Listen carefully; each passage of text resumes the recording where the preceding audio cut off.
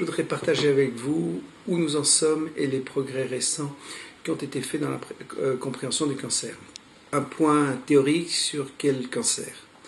Ce que nous avions à l'époque supputé, c'est que le cancer était, ce qu'avait déjà dit Warburg dans les années 1910 à 1920, la conséquence d'une lésion de la mitochondrie.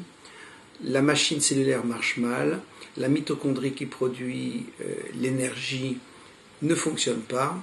Comme la mitochondrie ne fonctionne pas, il y a accumulation en amont de l'obstacle, un peu comme quand il y a un barrage.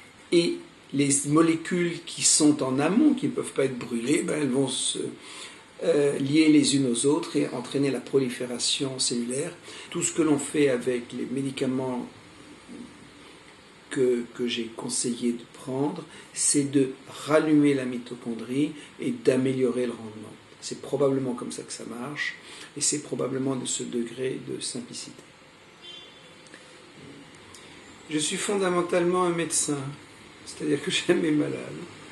Je suis aussi un chercheur, mais à la différence d'autres chercheurs, j'adore, où je me sens obligé de me confronter au réel.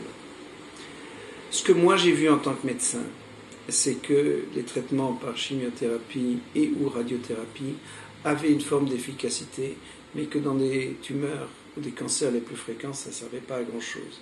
Alors on peut discuter si ça sert un peu à quelque chose ou à rien du tout.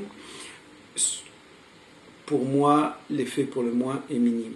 Dans ce cas-là, il y avait deux possibilités, où on reste dans le système et on utilise le système pour progresser dans la hiérarchie sociale, soit on fait du passé table rase, comme on dit dans l'international, et on essaie de tout reprendre à zéro.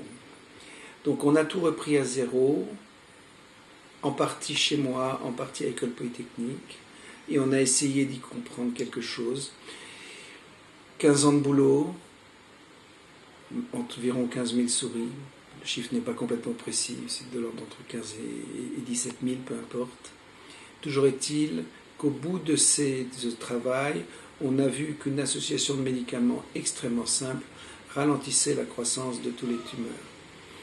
Après, comme je suis médecin, c'est évidemment posé la question de comment est-ce qu'on arrivait à savoir si ça marchait chez l'homme, les médicaments étant pas dangereux, en tout cas pas très dangereux.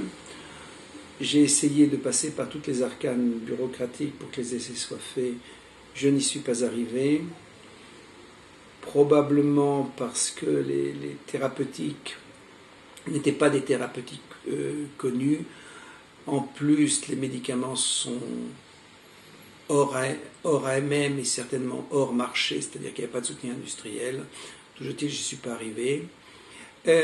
Donc, les malades, eux, par contre, étaient dans une forme d'urgence.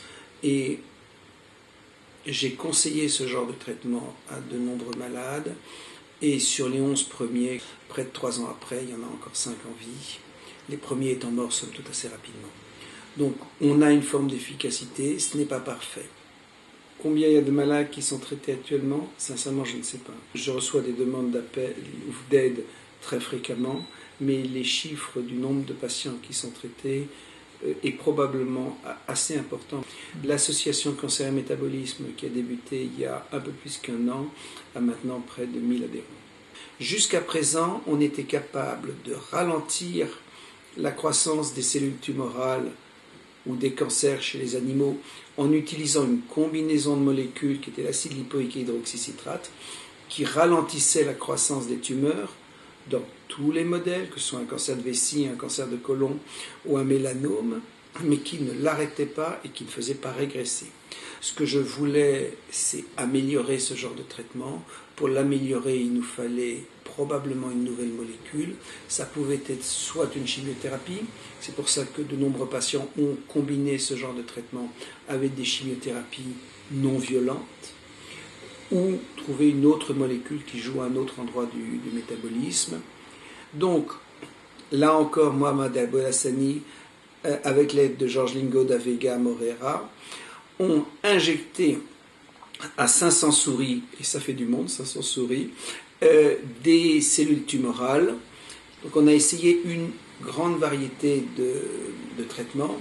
L'acide lipoïque hydroxycitrate, donc ce pourquoi je me suis battu jusqu'à présent, ralentissait les tumeurs. Par contre, et c'est ça le fait fondamental, quand on rajoute de la metformine à des doses suffisantes chez l'animal, au bout d'un mois, les tumeurs diminuent. C'est-à-dire que la croissance est ralentie, puis le volume tumoral casse et les tumeurs régressent.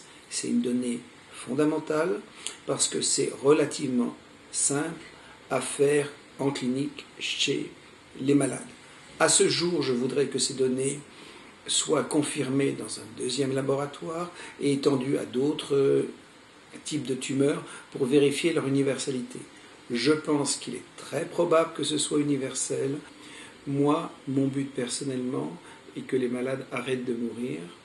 Si ce que l'on voit sur ces associations acide lipoïque hydroxycitrate et maintenant metformine à haute dose, possiblement combiné à des traitements classiques, fonctionne, je pense qu'on pourrait arriver à ce que le cancer cesse d'être un fléau à horizon 1 an ou 2. C'est ce que j'ai comme espoir, mais c'est un espoir, ce n'est pas une certitude.